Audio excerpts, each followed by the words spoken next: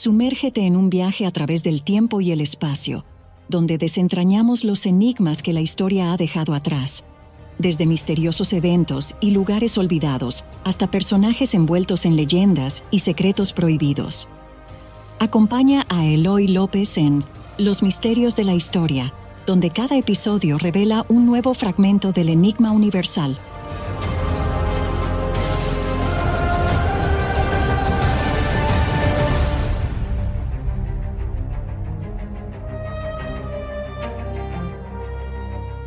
Hace poco más de medio siglo de la muerte de uno de los mayores iconos de la historia del cine, Marilyn Monroe. La rubia platino más sensual y famosa de todos los tiempos tenía solo 36 años cuando su estrella dejó de lucir inesperadamente. Su fallecimiento tomó por sorpresa al mundo entero y al tiempo la catapultó a ese pequeño y difícilmente conquistable espacio que ocupan los mitos. Marilyn tomaba desde hacía años tranquilizantes y además acostumbraba a beber más alcohol de la cuenta.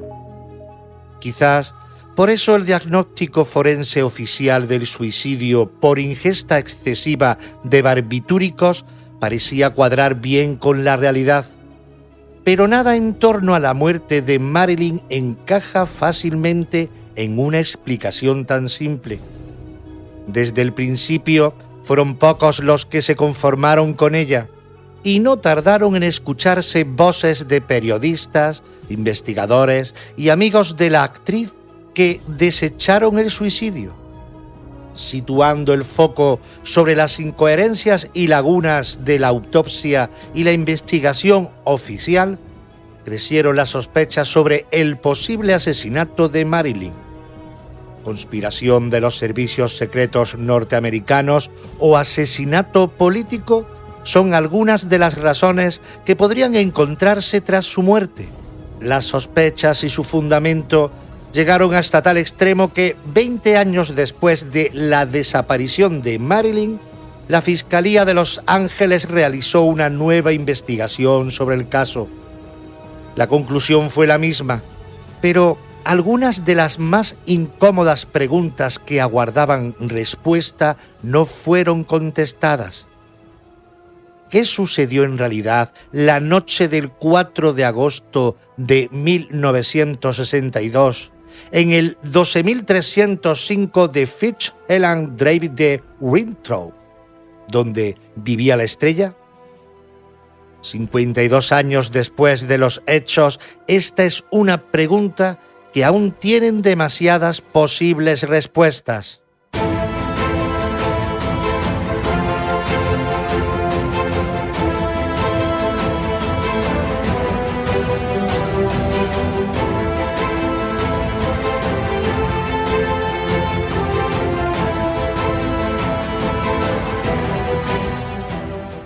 Una madrugada maldita. A las 4:25 de la madrugada del 5 de agosto de 1962, un teléfono sonó en la comisaría de Los Ángeles Oeste. Jack Clemons, el inspector de guardia, levantó el auricular. Al otro lado del teléfono, Ralph Gleason, el psiquiatra de Marilyn, le informaba de que el cuerpo sin vida de la actriz había sido hallado en su dormitorio. Todo parecía apuntar hacia un suicidio. Clemons no podía creer lo que estaba escuchando.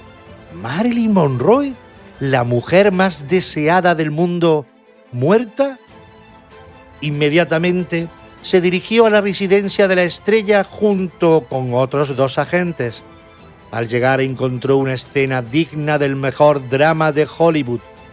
Marilyn yacía inerta sobre su cama, desnuda por completo y con una mano patéticamente tendida sobre el teléfono. En la casa, 3 personas recibieron al policía: Eunice K. Murray, el ama de llaves y enfermera de la actriz; Hyman Engelberg, su médico personal; y el Dr. Grinson. Según el relato que la señora Murray ofreció a Clemons, Marilyn había tenido un comportamiento completamente normal el último día de su vida. aunque era sábado, se había levantado algo más temprano de lo habitual, pues la noche anterior había cenado con su amigo y agente de prensa Pat Newcomb, que se había quedado a pasar la noche. Marilyn y Pat habían discutido por la mañana. Según el ama de llaves, este había quitado a la actriz las pastillas que empleaba para dormir. Incapaz de conciliar el sueño, Marilyn, envuelta en una bata azul, bajó a desayunar el zumo de naranja preparado por la señora Murray. Se encontraba de un excelente humor. Como era habitual en ella, pasó el resto del día en casa con la bata puesta. Por la tarde, recibió la visita del doctor Grinson, que estuvo con ella cerca de 2 horas. Todo parecía normal. Marilyn habló por teléfono con Joe DiMaggio, el hijo de su segundo marido. La charla fue animada e incluso el ama de llaves alcanzó a escuchar reír a la actriz en varias ocasiones. Hablar por teléfono encerrada en su habitación era la actividad más frecuente en la rutina cotidiana de Monroe. Sin embargo, sobre las 9:30 de la noche, la señora Murray recibió una llamada. Se trataba de Milton Drudin, el agente de Marilyn, que preguntaba preocupado por ella. El ama de llaves había visto luz bajo la puerta del dormitorio de la estrella y el cable del teléfono que indicaba que había cogido el aparato de otro cuarto para hablar desde su habitación. No había por tanto nada por lo que alarmarse y así se lo hizo saber a Rudin. La señora Murray se acostó, pero hacia la medianoche se despertó sobresaltada sin que hubiese pasado nada. Advirtió que la luz de la habitación de Marilyn continuaba encendida, por lo que, preocupada, tocó la puerta del dormitorio sin encontrar respuesta. Trató de abrir, pero la puerta estaba cerrada con pestillo. Angustiada, decidió avisar al doctor Grinson, quien, cuando llegó, tuvo que romper el cristal de la ventana para acceder al dormitorio. Marilyn estaba muerta sobre la cama. No había ninguna nota de suicidio, solo algunos frascos de píldoras sobre la mesilla. El psiquiatra avisó a Hinman Helgelberg, que se presentó en la casa sobre las 3:30 de la madrugada. El médico solo pudo confirmar la muerte de Marilyn. 1 hora después de la llegada de Clemons, acudió a la casa el sargento Byron, quien se hizo cargo del caso. El informe policial recogía la declaración de la señora Murray y hacía referencia a la presencia de varios frascos de pastillas cerca de la cama. Uno de ellos era Nembutal, el somnífero que Marilyn consumía desde hacía años y que, según se indicaba en el informe, el doctor Engelberg había vuelto a prescribir a la actriz el día anterior. También había un frasco medio vacío de un potente sedante, el hidrato de clorar. Según el informe, el doctor Grinson había declarado que en su última conversación con la actriz la había encontrado muy abatida. La conclusión provisional era probable suicidio. Cuando los policías dieron por concluido su trabajo, llegaron los trabajadores de los servicios funerarios. El cadáver de Marilyn fue trasladado a la oficina forense de Los Ángeles, sobre cuya mesa número 1, cubierto por una sábana blanca, lo encontró el joven forense Thomas T. Noguchi, el encargado de realizar la autopsia. Mujer caucásica de 36 años y buena constitución, sana, con 53 kilos de peso y 1,66 m de estatura. El cuero cabelludo está cubierto por una melena de color rubio oxigenado. Así comenzaba el detallado informe de Noguchi, que extrajo muestras de sangre para comprobar las tasas de alcohol y barbitúricos y las envió junto con la orina y varias vísceras, hígado, riñón, estómago e intestino al correspondiente laboratorio de toxicología. Horas después, cuando los rumores sobre un posible asesinato ya se habían disparado, llegaron los resultados de los análisis de sangre e hígado. 8 miligramos de hidrato de cloral en sangre y 13 miligramos de pentobarbital, la sustancia activa del nembutal. Todo eso en el hígado. Las cantidades de ambas sustancias eran letales. El cuerpo no presentaba rastros de violencia salvo un pequeño cardenal en la región lumbar izquierda. Como recuerda el propio Noguchi, los frascos de píldoras recogidos mostraban que Monroe había ingerido entre 40 y 50 nembutales y abundantes cápsulas de hidrato cloral. Todo parecía apuntar a un suicidio y esa fue la conclusión final del doctor Theodore Curfey, jefe médico forense de Los Ángeles en 1962. Su juicio se sustentaba en la autopsia realizada por Noguchi, los resultados de los análisis de toxicología y la información recogida por la comisión de psicólogos a la que se encargó la realización de entrevistas a familiares y amigos de la actriz para establecer su estado anímico. Pero, ¿qué razones podría tener para desear poner fin a su vida una mujer como Marilyn Monroe?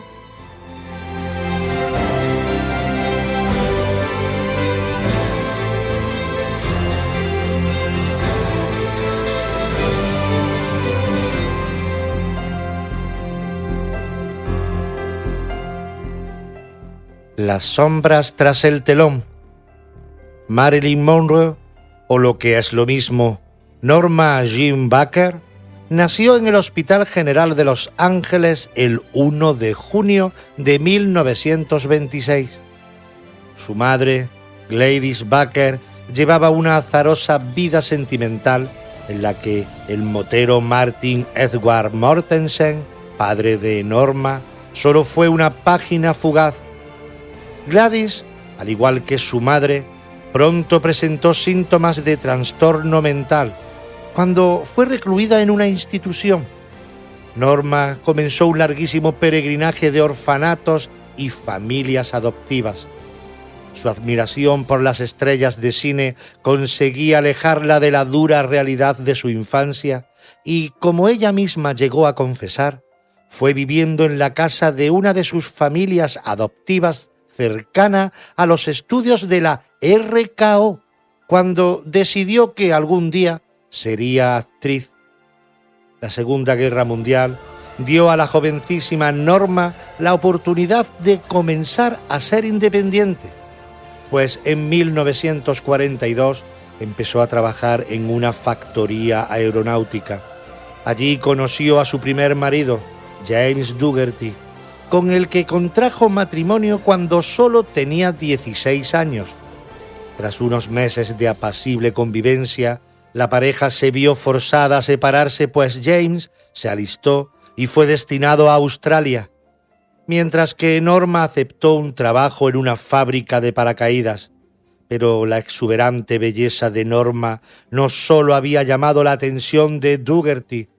David Conover, un fotógrafo militar que se encontraba haciendo un reportaje sobre mujeres trabajadoras en la fábrica de paracaídas, reparó en ella y no dudó en pedirle que posase para la revista Junk.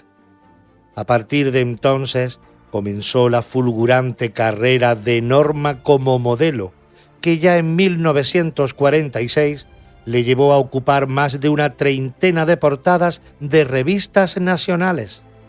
Fue también entonces cuando tiñó su pelo oscuro de rubio platino y comenzó a alternar con la farándula de Hollywood. Tantos cambios fueron más de lo que su marido resultó capaz de asumir a su regreso, por lo que terminaron divorciándose en 1946. Ese mismo año Norma marchó a Hollywood con la firme intención de empezar su carrera cinematográfica y logró firmar un contrato con la 20th Century Fox. Por consejo de la productora, cambió su nombre por otro artístico en el que empleó el apellido de soltera de su madre. Había nacido Marilyn Monroe. Después de múltiples pequeños papeles, su primera gran oportunidad llegaría en 1950 de la mano de John Huston con La jungla de asfalto. Y 3 años después, Los caballeros las prefieren rubias la catapultaría al estrellato. Sin embargo, también en esos años Marilyn conoció el lado más oscuro del mundo del cine. Comenzó a consumir con asiduidad barbitúricos, a beber mucho más alcohol del recomendable y parece que incluso intentó quitarse la vida. En 1953, un escándalo pareció amenazar gravemente su carrera, pues salieron a la luz varias fotos en las que había posado desnuda para un calendario. Pero como recuerda Thomas Noguchi, el incidente se resolvió de forma inesperada y le reportó aún mayor fama. Mostrando gran valor, dio una conferencia de prensa en la que hizo frente a los belicosos periodistas. ¿Por qué había posado desnuda? Porque necesitaba el dinero. Fue la sencilla respuesta de Monroe. ¿Pero es verdad que no llevaba nada encima?, preguntó una periodista que, al parecer, no podía concebir tanta desnudez. Solo la radio, dijo Monroe, con una sonrisa que se ganó el corazón de todo el mundo para siempre. En 1954, una Marilyn radiante contrajo matrimonio con uno de los deportistas más famosos de Estados Unidos, el jugador de béisbol Joe DiMaggio. Aparentemente todo marchaba de modo inmejorable, pero tan solo 9 meses más tarde la pareja se divorció. Según el periodista James Bacon, la bofetada que DiMaggio propinó a Marilyn, celoso por la famosa secuencia de la rejilla de ventilación de La tentación vive arriba, puso punto final al matrimonio. Deseosa de demostrar que su belleza estaba acompañada de talento para la actuación, Marilyn fijó su residencia en New York, donde comenzó a estudiar interpretación en el Actor Studio del célebre Louis Strasberg. En 1956 se casó con el dramaturgo Arthur Miller, pero el matrimonio se acabaría 4 años más tarde. Fueron años de sombras en su vida personal y brillo en el cine, pues no en vano, en 1957 fue proclamada como la estrella más popular del mundo al recibir el Golden Globe. En palabras de Thomas Noguchi, durante su etapa de mayor éxito, la actriz no dejó de encadenar un fiasco personal tras otro, con varios abortos naturales y 2 matrimonios fallidos. Para colmo de males, los médicos le comunicaron que no podría tener hijos en el futuro. Sus problemas para ser madre estarían detrás de un nuevo intento de suicidio. También entonces Marilyn comenzó a ser investigada por el FBI.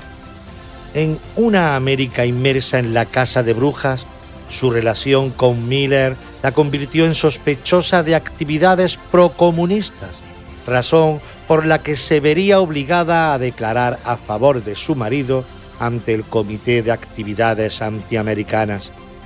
Divorciada de Miller, Marilyn regresó a Hollywood, pero los fracasos de taquilla de El multimillonario y Vidas rebeldes vinieron a acrecentar su sensación de fracaso.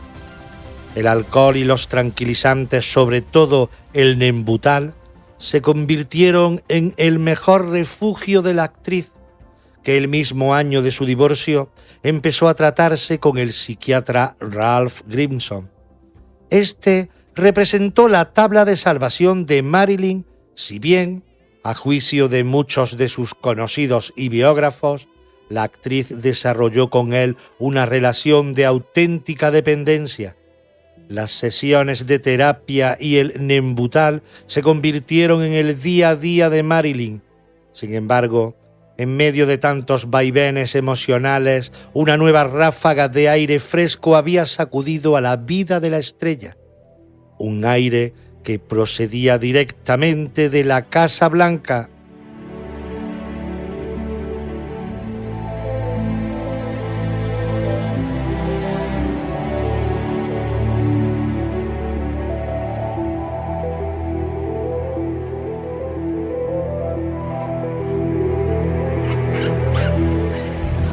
John y Robert Kennedy. Casi nadie pone en duda hoy la existencia de una relación amorosa entre Marilyn y el presidente de Estados Unidos, John Fitzgerald Kennedy.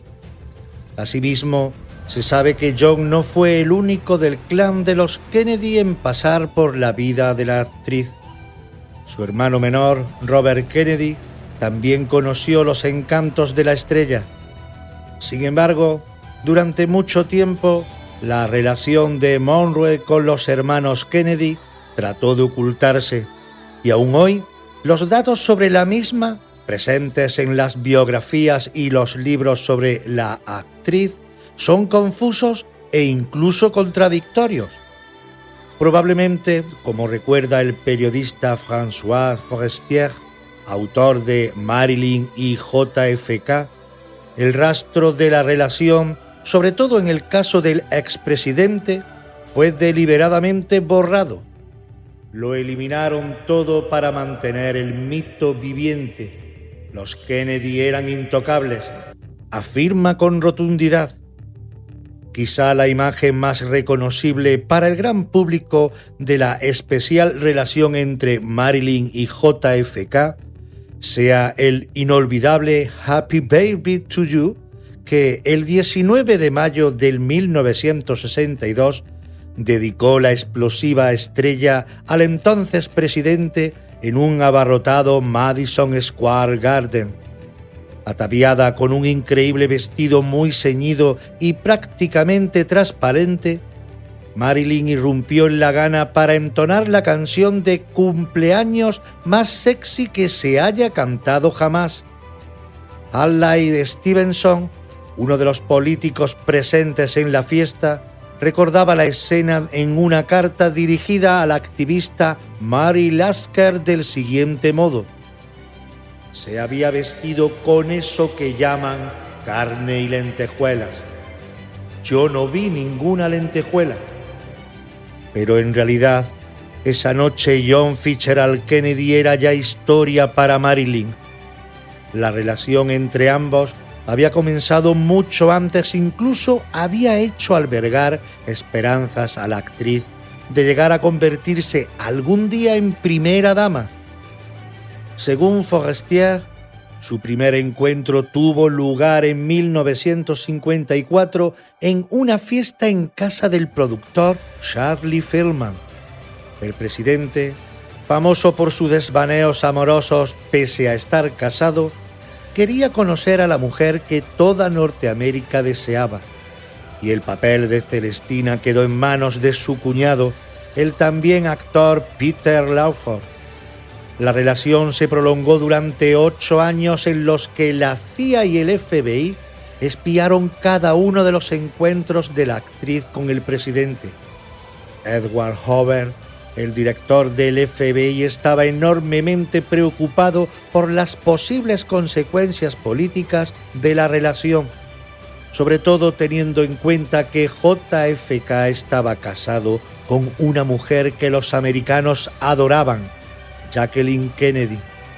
Además, el presidente no era nada discreto en cuestiones de Estado y Marilyn daba crecientes muestras de su desequilibrio emocional. La actriz empezaba a resultar incómoda. Al final, fue el propio Peter Lawford quien desengañó a Marilyn notificándole el fin de la relación con John. Pero ésta había encontrado otros brazos en los que refugiarse, los del hermano menor del presidente, Robert Kennedy, fiscal general de Estados Unidos y candidato a la carrera presidencial. Hoover vigiló tan de cerca la relación con Robert como lo había hecho antes con John, y tampoco Robert resultó tan discreto como hubiera sido deseable. información confidencial sobre la relación de Estados Unidos con Cuba o los contactos de la mafia, principal objetivo de Robert como fiscal, con el mundo del cine e incluso con la propia familia Kennedy formaban parte de las charlas de la pareja.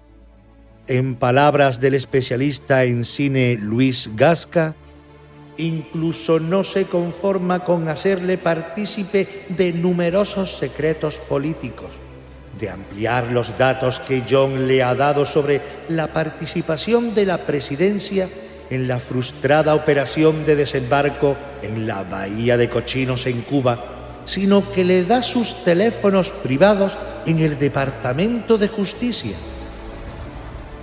Si Robert parecía encantado con la actriz, ella había puesto en la relación todas sus ilusiones.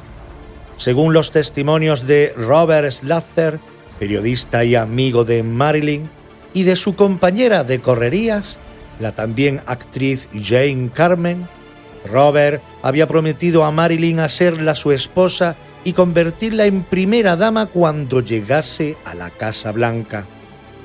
También los informes del FBI sobre Marilyn recogen que una semana antes de morir, ésta confesó haber recibido tal promesa. Pero, pese a todo, la estrella de Hollywood no pasaba por un buen momento. Sus problemas emocionales y su adicción a los tranquilizantes habían comenzado a hacer merma en su carrera. El rodaje de su última película, Alguien tiene que ceder, se convirtió en una verdadera pesadilla para el director George Cukor.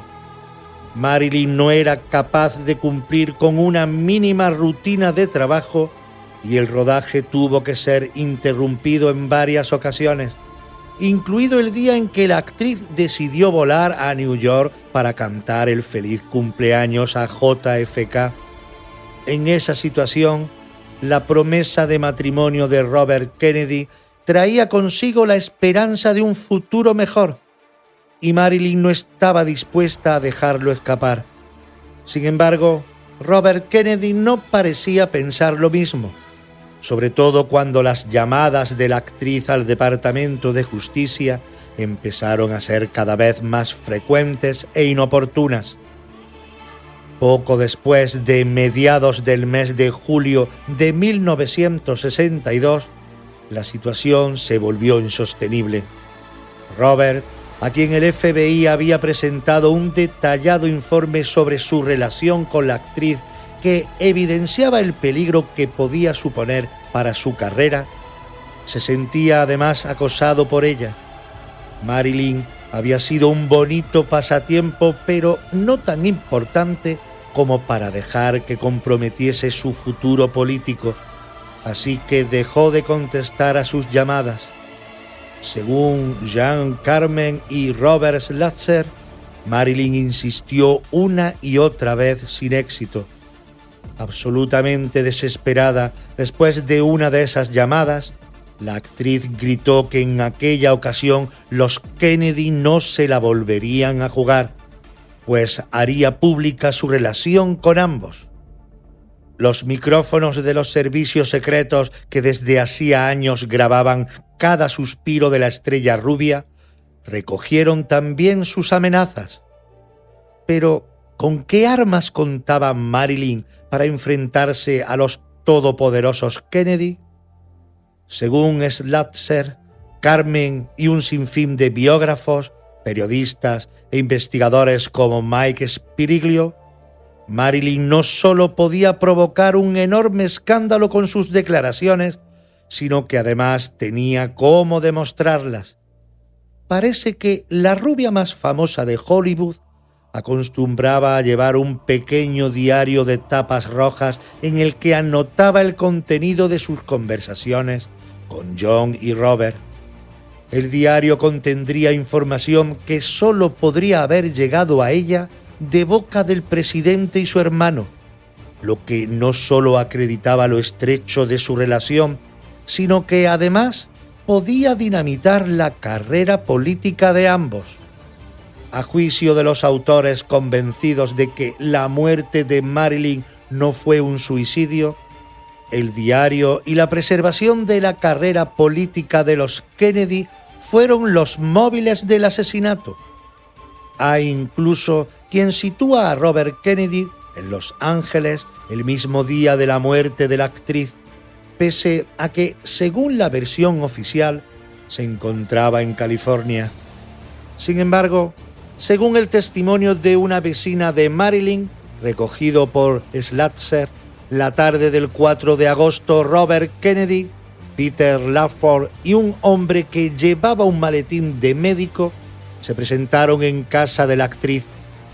La visita no figura en la versión oficial de los hechos, pero para muchos el resultado fue la conveniente muerte de la actriz a consecuencia de una inyección de barbitúricos. El relato de la vecina de Marilyn fue confirmado en 1992 por Norman Jeffries, chico de los recados de la casa y familiar del ama de llaves, en una entrevista concedida al escritor Donald Wolfe.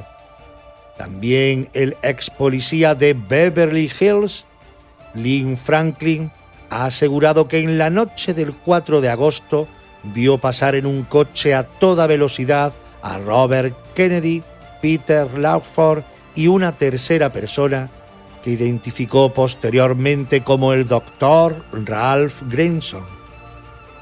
¿Y el diario de tapas rojas?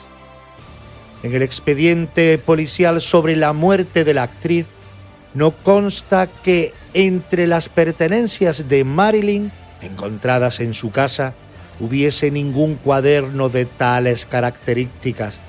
Sin embargo, también hay dudas razonables sobre su existencia, pues como recuerda Thomas Noguchi, en 1962 Lionel Grandison era un ayudante del forense con funciones administrativas. Él fue quien firmó el certificado de defunción de Marilyn Monroe y, según declaró más tarde, llegó a ver el diario en la oficina forense, aunque al día siguiente había desaparecido. Pero las últimas versiones sobre las visitas recibidas por la actriz el último día de su vida, la innegable conveniencia política de su desaparición o la existencia del misterioso diario rojo no son las únicas incógnitas que arrojan sombra sobre la muerte de la rubia más sensual de Hollywood.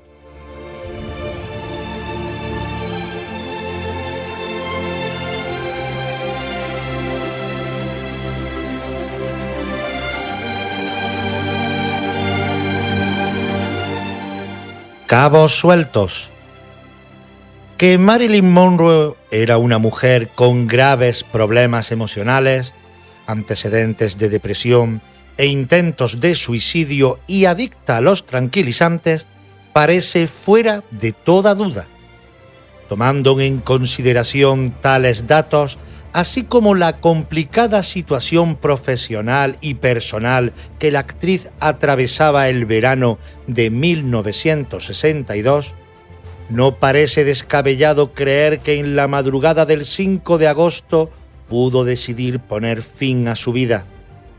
La investigación oficial llevada a cabo ese año y la realizada 20 años después por la Fiscalía de Los Ángeles llegaron a esa conclusión. Sin embargo, son muchos quienes no se conforman con esta explicación y señalan numerosos hechos que parecen poner en entredicho la versión del suicidio. Para empezar, no se halló ninguna nota de suicidio como suele ser habitual en este tipo de casos. De acuerdo con la investigación oficial, Marilyn no trató de despedirse de nadie. Pese a ello, 2 décadas después de la muerte del artista, se supo que las cosas no fueron exactamente así. Según parece, a última hora de la tarde del 4 de agosto, Marilyn llamó a Peter Lawford. Había quedado para cenar con él y otros amigos, de modo que le telefoneó para excusar su asistencia. El propio Lawford, que ocultó la existencia de la llamada durante 20 años, Afirmó que Marilyn hablaba con dificultad y que le pidió que se despidiese del presidente y otros amigos en su nombre. Lawford, preocupado, había avisado a Milton Rudin, el agente de Marilyn, que a su vez llamó a la señora Murray. Pero, ¿por qué ocultar semejante llamada?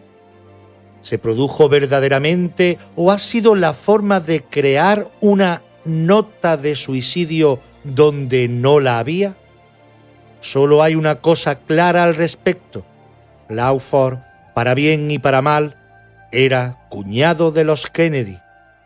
Otras cuestiones que parecen desentonar con la explicación oficial se derivan del informe policial de Jack Clemons y sus compañeros.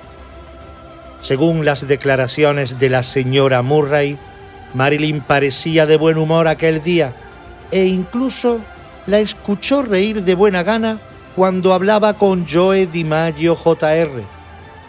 Por otra parte, el propio Clemons confesó a Donald Wolfe, años más tarde, que nunca se dio explicación al largo tiempo transcurrido desde que la señora Murray halló el cadáver de Marilyn hasta que se produjo la llamada de aviso a la policía. En la declaración realizada aquella noche por el ama de llaves, ésta afirmó que el hallazgo había tenido lugar sobre la medianoche, mientras que la llamada a la policía se produjo sobre las 4:25 de la madrugada. ¿En qué se empleó todo ese tiempo?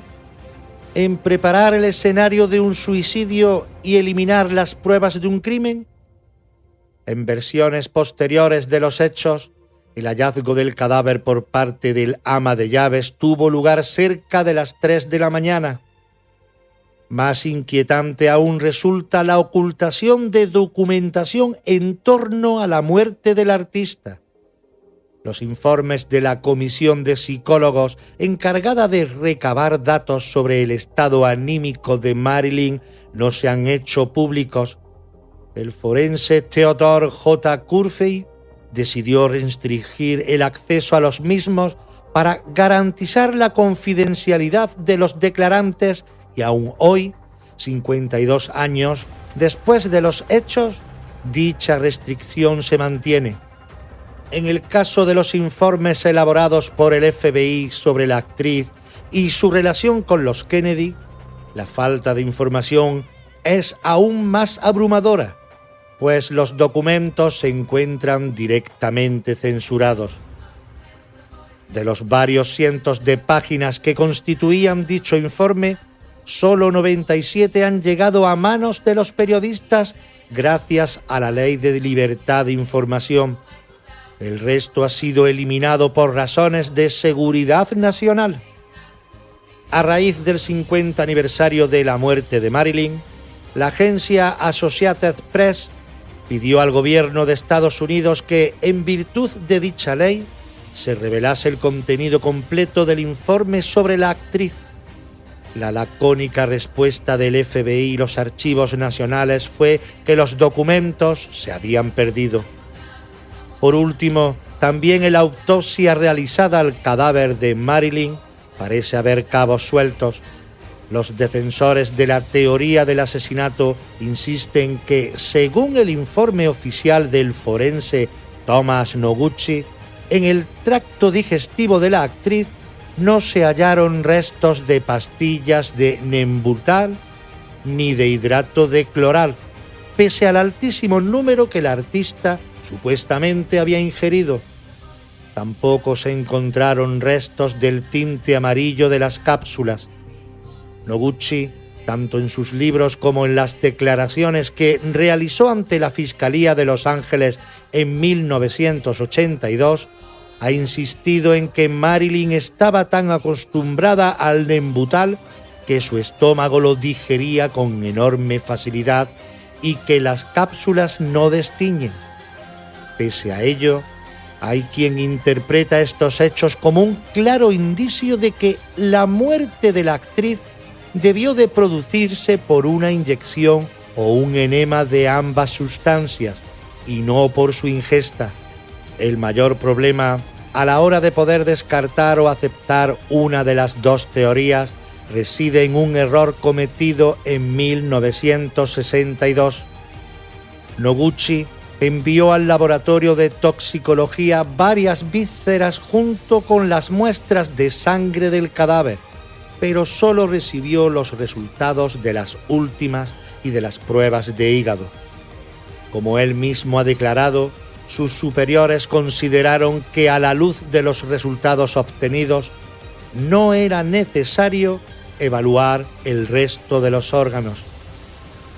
Debía haber insistido en que se analizaran todos los órganos, especialmente el contenido del estómago y algunos segmentos del intestino, pero no actué con diligencia. Siendo un subalterno, consideré inútil cuestionar las decisiones de los jefes en un asunto de procedimiento. Los tejidos sin analizar de la actriz fueron eliminados. Declaraciones contradictorias, ocultación de información, negligencias en la investigación conforman una auténtica maraña en torno a la desaparición de la estrella. Y quizás son las palabras del forense Noguchi, convencido de la teoría del suicidio, las que mejor reflejan el resbaladizo terreno en que cabe interpretar el fallecimiento de la actriz. La corriente mayoritaria ve en la muerte de Monroe un crimen cuyo propósito era callarla para así evitar que destruyera la carrera política de Robert Kennedy. Yo determiné que la causa de su muerte fue el suicidio. Lo dije hace 20 años y hoy lo confirmo. Pero admito que muchas incógnitas preocupantes continúan sin respuesta. A la vista está que, más de medio siglo después de los hechos, lo único claro en el fallecimiento de Marilyn fue su pelo rubio platino. ¿Suicidio o asesinato? Son aún demasiados los cabos sueltos en torno a la muerte de la mujer, cuyo movimiento de caderas en el andén de la estación de Con faldas y a lo loco sigue siendo tan hipnótico como el día de su estreno.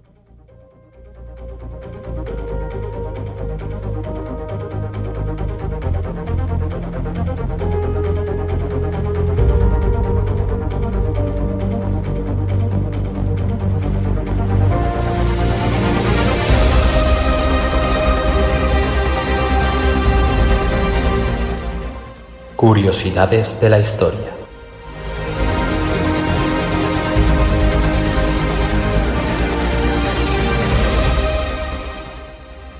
Seguro que todos conocen la historia de la emisión radiofónica de La Guerra de los Mundos. Esta levantó el miedo entre parte de la población.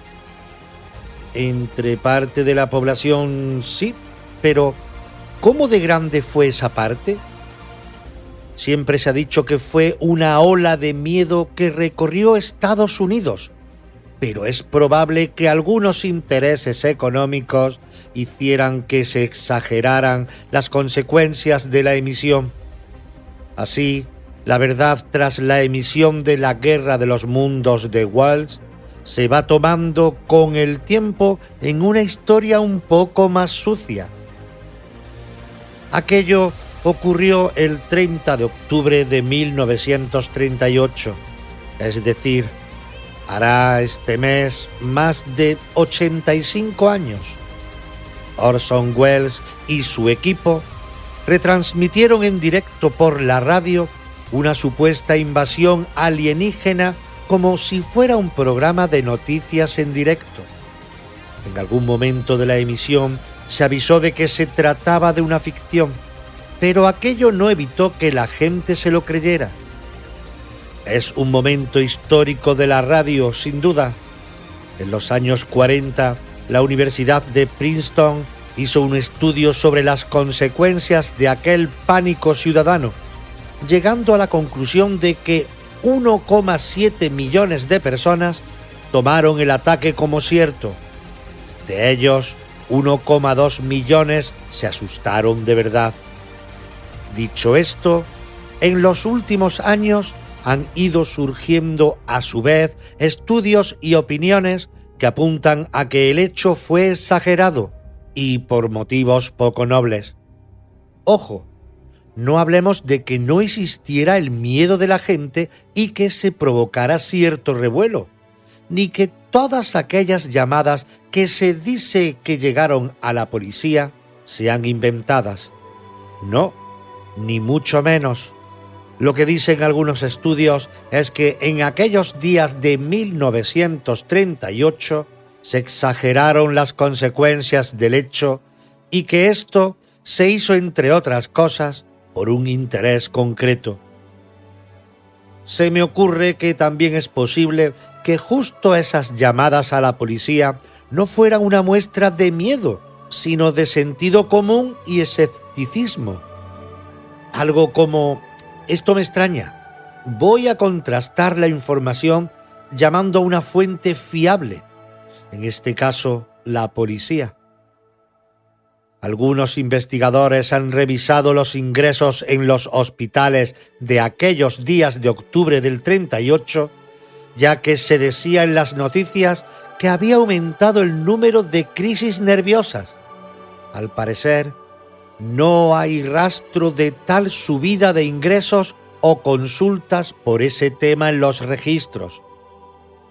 La radio era un medio todavía incipiente, aunque lo suficientemente popular como para generar un pánico general. De hecho, Wells comentó entonces que lo que había ocurrido era una lección que había que aprender sobre lo que la radio podía ser en la sociedad. De otra forma, si no hubiera sido la radio tan popular, no habría sido creíble el hecho, ni tampoco se hubiera exagerado, porque el problema estaba en que la radio ganaba terreno a los periódicos. Sin ir más lejos, el The New York Times hablaba de que los radiooyentes habían entrado en pánico al tomar aquella obra de ficción como un hecho real. Años después, ese mismo diario se ponía del lado de los que piensan que todo fue exagerado e incluso citan el caso en algún artículo sobre fake news. Ellos, como parte de la prensa, echaron leña al fuego en los años 30 en el caso de la Guerra de los Mundos para atacar a la radio. Al fin y al cabo, eran la competencia. El objetivo de hacer más grande el evento de lo que en realidad había sido era dar a entender que uno no se podía fiar del todo de lo que escuchaba en la radio, que para estar bien informado había que leer los periódicos, recurrir a la prensa de siempre. La radio era un poco tramposa, llevándolo al extremo.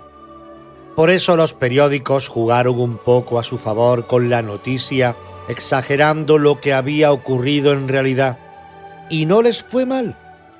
Por ejemplo, un ciudadano escribió a la Comisión Federal de Comunicaciones quejándose de lo que había hecho la radio aquel día.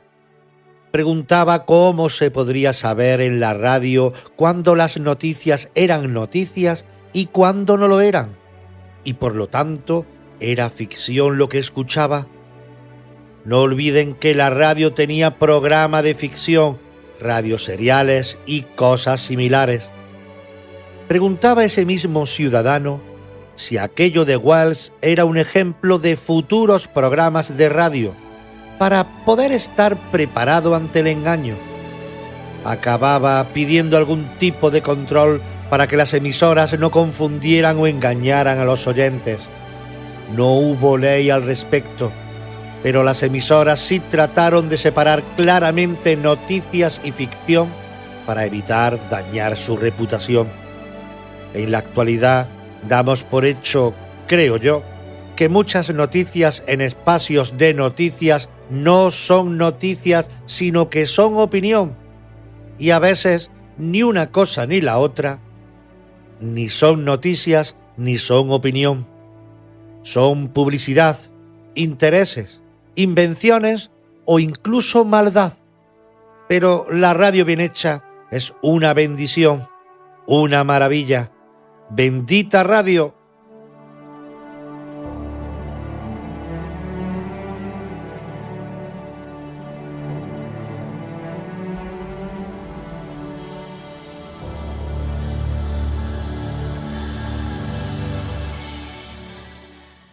Casi siempre que hablamos de un pionero o de una persona destacada en el pasado, decimos que era varias cosas, que sus intereses eran variados. Esto es significativo de cómo era el conocimiento entonces, pero también de cómo las personas con diversos campos de conocimiento acaban abriendo nuevos caminos. En el caso de nuestro protagonista de hoy era militar, pintor, músico, científico e inventor. Y eso por lo menos. Pero de todo esto quiero contarte la historia de Jerónimo de Allanz como el pionero buzo del Imperio Español. Se adelantó siglos a sus colegas de otros países en algunos inventos.